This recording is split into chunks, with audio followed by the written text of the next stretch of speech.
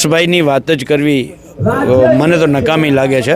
હમણાં બે દિવસ પહેલાં જિજ્ઞેશભાઈએ જે રીતે ડ્રગ્સ, દારૂ, બરાબર છે, ગાંજા અને રેડ પાડી અને જે પોલીસ સ્ટેશને ગયા ત્યાર પછી એણે એવું કહ્યું કે સંસ્કાર વગરના લોકો, બરાબર છે. તો આ હર્ષભાઈને એ વાતે કેવા સંસ્કાર મળ્યા કે ખેડૂતની છાતી ઉપર થાંભલો ઊભો થાય અને તો એ પોલીસ ખેડૂતને પ્રોટેક્શન આપવાના બદલે કંપનીઓને પ્રોટેક્શન આપે છે.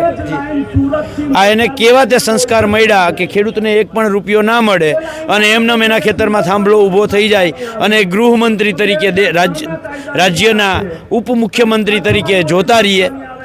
ત્યારે સવાલ એમાં જઈ અને મુદ્દાને ડાયવર્ટ કરવા હું નથી માગતો. મુદ્દો એ છે આજે ભેગા એટલા માટે થયા છીએ કે અમે 19 તારીખે કલેક્ટરને કહ્યું હતું કે આટલા નિયમો છે, આ મુજબ નિયમો છે, બરાબર છે, એનો અમલ થતો નથી. તમે એઝ એ કલેક્ટર તમારું કામ છે એનો અમલ કરાવવાનું. ત્યારે કલેક્ટર એવું કહેતા હતા કે જોઈશું, તપાસ કરશું. એટલે ત્યારે મેં એને કહ્યું હતું કે 24 તારીખે અમે પરત આવશું અને અમે તમારી પાસેથી જવાબ માંગશું.